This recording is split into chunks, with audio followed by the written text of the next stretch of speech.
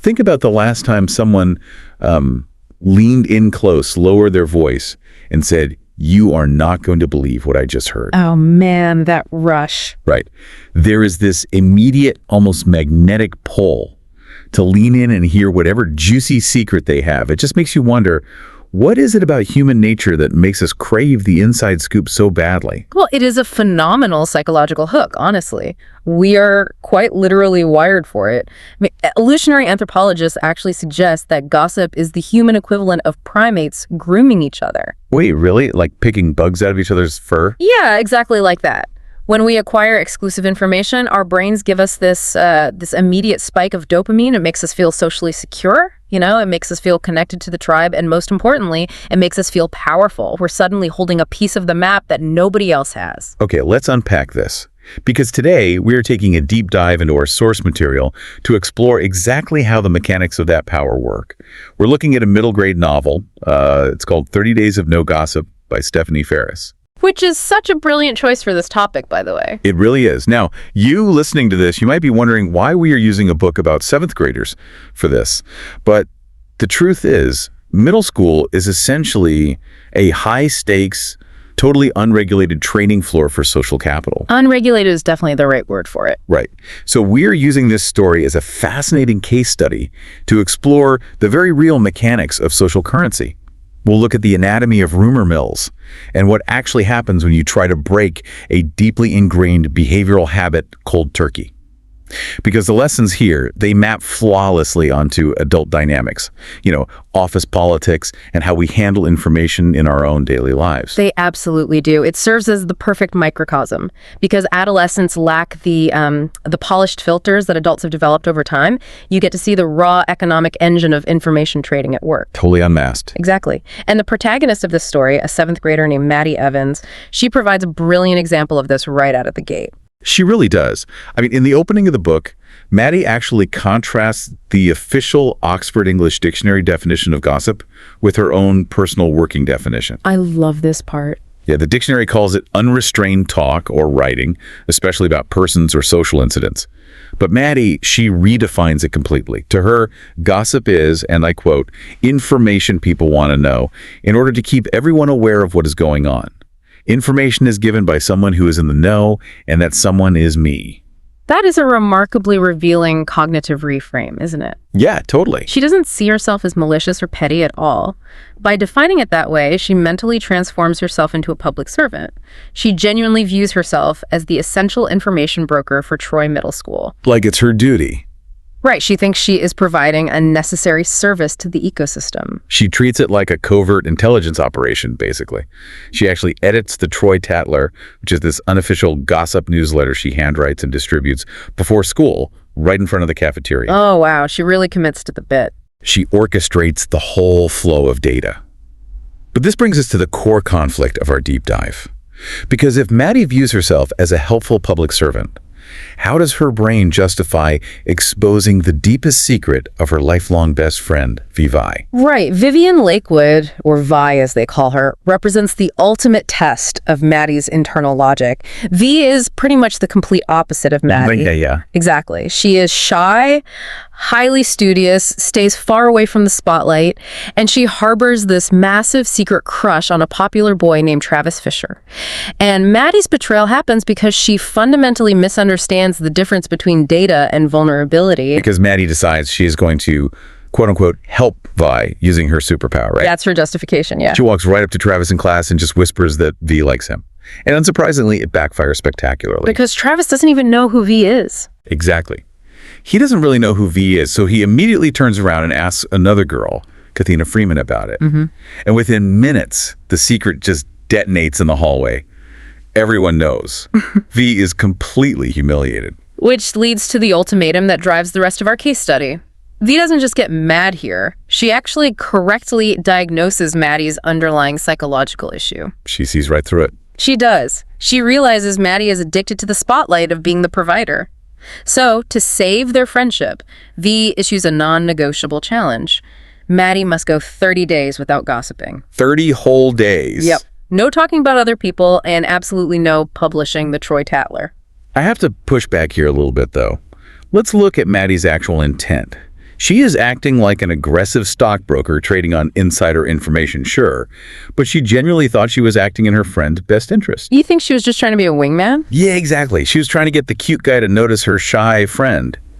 Isn't V being a little harsh by threatening to end a lifelong friendship over a botched wingman attempt? Well, what's fascinating here is the concept of trust boundaries. You have to look at what a V is actually reacting to, and it isn't the boy. It is about priority and consent. Oh, consent, right. Maddie took the sacred, locked vault of best friend secrecy and chose to crack it wide open just so she could play her favorite role. You know, the girl who knows things. Right, she put her own need to be the broker above the friendship. Exactly. She prioritized her identity as the social broker over her core friendship. V realizes that to Maddie, a secret isn't a vulnerability that requires protection. It is simply capital waiting to be spent. Oh, wow. So the secret itself is totally irrelevant. To Maddie, V's vulnerability was just currency she could use to buy a few minutes of social leverage. Precisely. That frames the severity of the ultimatum perfectly, actually. So Maddie agrees to the 30 days, and the immediate side effects are intense. We are talking about actual visceral withdrawals. The author does an incredible job illustrating the physical reality of behavioral addiction here. When you break a habit that relies on dopamine loops cold turkey, the brain just panics. It totally panics. Yeah. Maddie physically struggles to keep the words in. She describes feeling like there is a literal ball of words stuck in her chest, pressing against her ribs that she just cannot get out. That physical sensation is so real for people breaking habits. Yeah, and she even resorts to typing fake Troy Tatler entries on her laptop in her bedroom just to release the pressure of holding on to the information. She has to externalize it somehow. It is the cognitive load of holding a secret. Studies actually show that keeping a secret takes physical energy. It weighs on the mind, constantly requiring active suppression so you don't accidentally reveal it. So just writing it out relieves that. Yeah.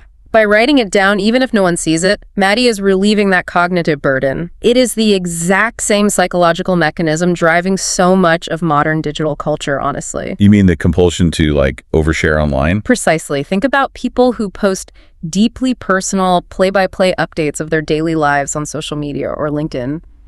They are experiencing that same internal pressure. Like their lunch didn't happen unless people saw a picture of it.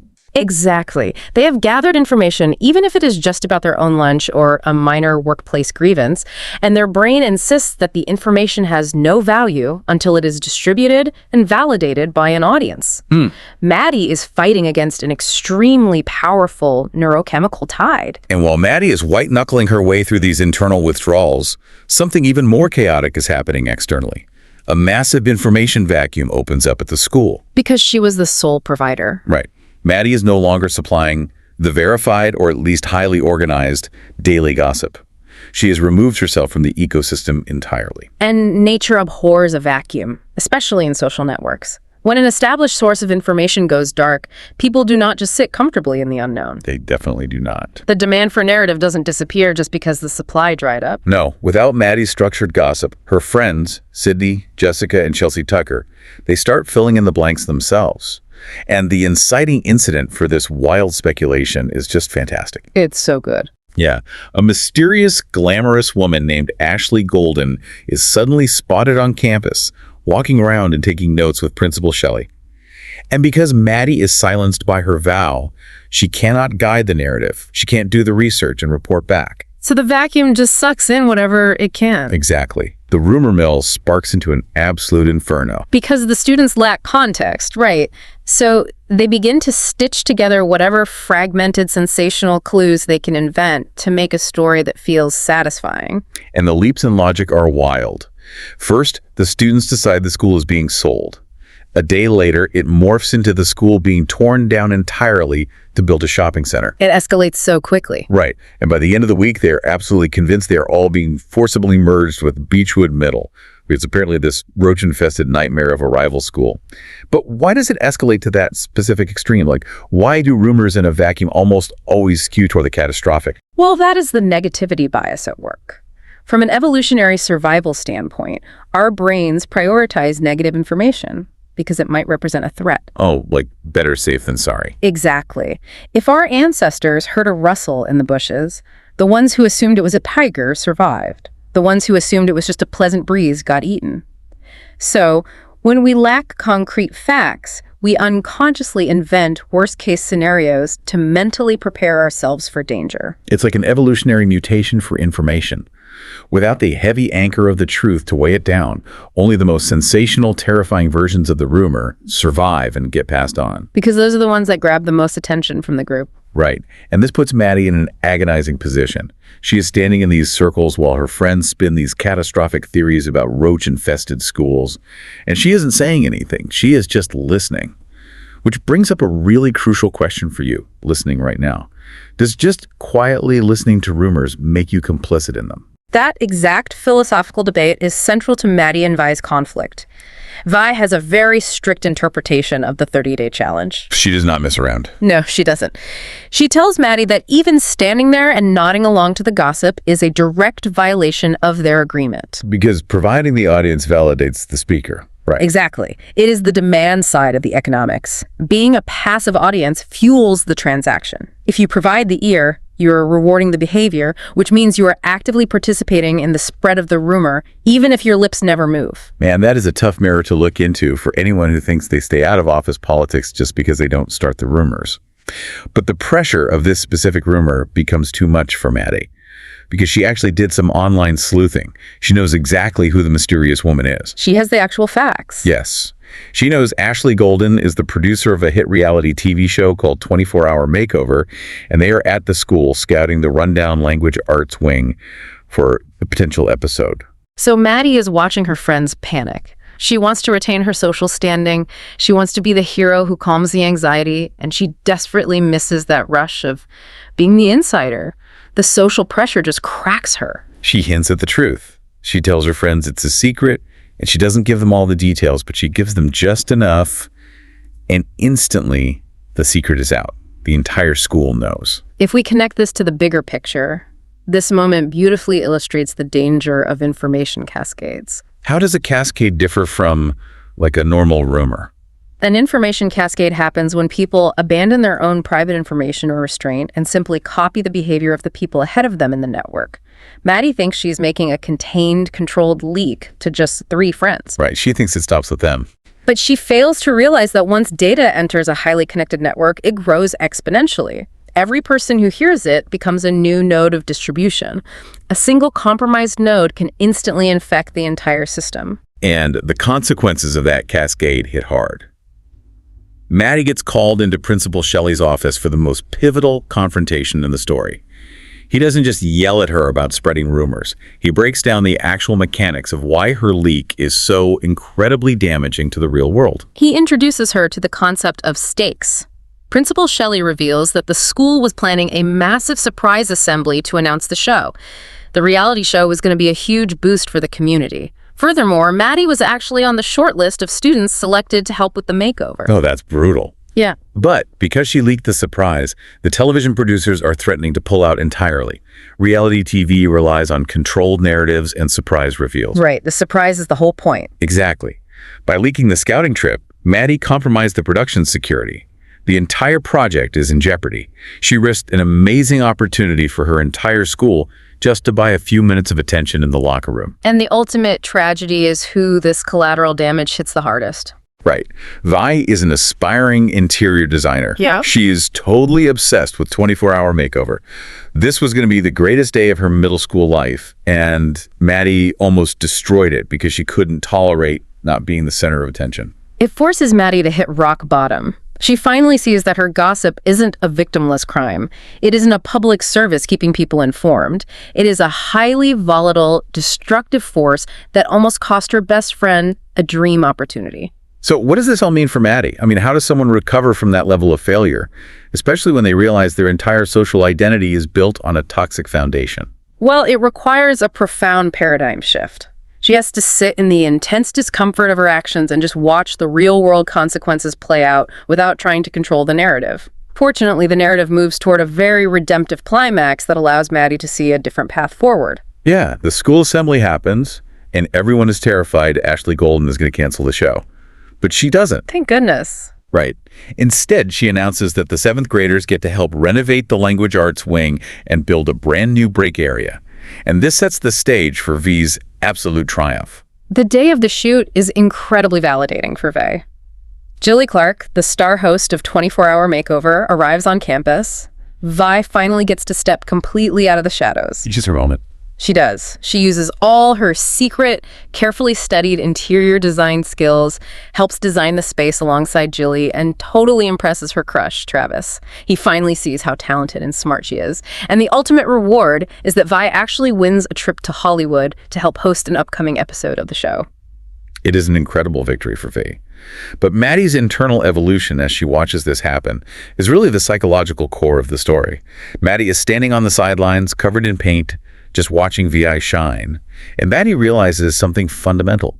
She doesn't need to be the center of attention for the world to keep turning. That's a huge realization for a middle schooler. Massive. She apologizes to Vi, and in a moment of genuine vulnerability, she admits why she became the gossip queen in the first place. Because the root cause is always the most revealing part of a behavioral habit. Where did it stem from? Right, and she traces it all the way back to elementary school. She was heavily teased by the other kids and called Fatty Maddie. Kids can be so cruel. They really can. Oh. And it left a deep emotional scar. So she used gossip as a psychological shield. If she was the one handing out the secrets, she controlled the currency. People needed her. They couldn't make fun of her if she was the one orchestrating the narrative. This raises an important question, though. Does Maddie just stop being interested in information? Does she completely suppress her natural curiosity and change her personality to become exactly like Vi? That wouldn't feel very authentic, would it? No, not at all. And what makes this narrative so brilliant as a case study is that she doesn't.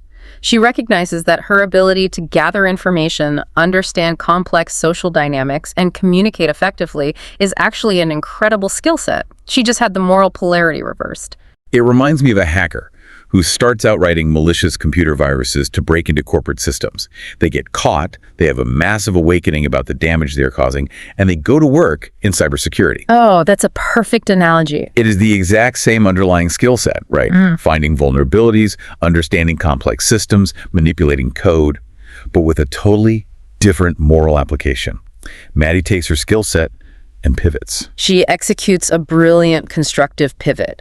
She approaches a teacher to sponsor an official electronic school newspaper.